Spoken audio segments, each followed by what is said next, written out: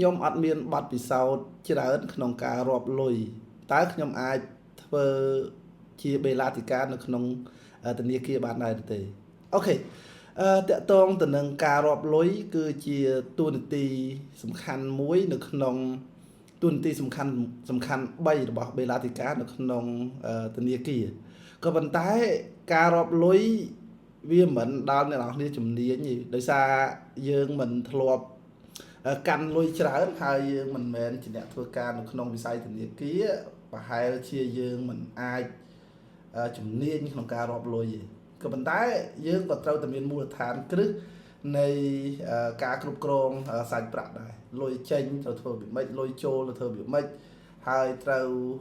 មានមូលដ្ឋាននៃការរាប់លុយវាម៉េចអីចឹងទៅប៉ុន្តែសំណួរសួរថាតើឲ្យស្ទាត់ឲ្យបកកែគឺมันចាំបាច់ទេដោយសារអីគេអាភាពប៉ិនប្រសពអាភាពបកកែក្នុងការរាប់លុយឬក៏ចាប់លុយខ្លាំងខ្លាយអីហ្នឹងគឺជាសមត្ថភាពពិសេសនៅពេលដែលយើងធ្វើវាដដែលពីមួយថ្ងៃទៅមួយថ្ងៃមានថាយើងកាន់លុយច្រើនយើងកាន់ដដែលយើងដឹងតែម្ដងថាលុយណាលុយខ្លាំងលុយណាជាលុយពិតអាហ្នឹងវាកើតចេញពីបទពិសោធន៍នៃការអនុវត្តជាក់ស្ដែងហើយយើង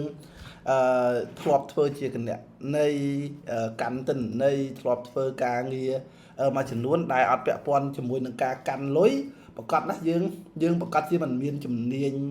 ខ្លាំងទៅលើការរាប់លុយក៏ដូចជាការពិនិត្យលុយខ្លាំងខ្លាយក៏ប៉ុន្តែយើងក៏ត្រូវមានមូលដ្ឋានមួយចំនួនតាក់ទងទៅនឹងការគ្រប់គ្រងសាច់ប្រាក់ដូចខ្ញុំបានជម្រាបជូននៅក្នុងវីដេអូមុនរបស់ខ្ញុំអញ្ចឹងតួនាទីសំខាន់3របស់បេឡាធិការគឺទី1តំណែងនឹងបម្រើសេវាកម្មអតិថិជនឲ្យបានល្អមានន័យថានៅពេលអតិថិជនដើរកាន់បញ្ចូលធនាគារត្រូវការធ្វើប្រតិបត្តិការផ្សេងបេឡាធិការហ្នឹងគឺផ្ដល់នៅសេវាកម្មអតិថិជនដ៏ល្អទៅកាន់អតិថិជនទី2នៅរាល់ព័ត៌មានដែលគាត់ធ្វើប្រតិបត្តិការយើងត្រូវយកវាទៅបញ្ចូលនៅក្នុងទិន្នន័យនៅក្នុង system របស់ធនាគារអញ្ចឹងយើងក៏ត្រូវមានមូលដ្ឋានក្នុងការធ្វើប្រតិបត្តិការនៅក្នុងប្រព័ន្ធធនាគារហើយមូលដ្ឋានគណនេយ្យអីមួយចំនួនហ្នឹងដែលយើងត្រូវដឹង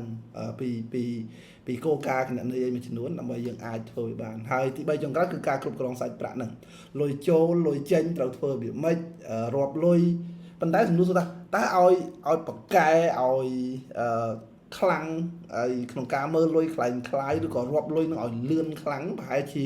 អ្នកនរគ្នាមិនអាចទៅរួចទេដោយសារយើងមិនធ្លាប់មានបទពិសោធន៍ច្រើនក្នុងការធ្វើវាប៉ុន្តែឲ្យតែមានមូលដ្ឋានទាំង3ហ្នឹងពេលសម្ភាសអ្នកនរគ្នាអាចនឹងសង្ឃឹមច្រើនក្នុងការជាប់ជាបេឡាធិការនៅក្នុងធនាគារអរគុណច្រើនសុខសប្បាយ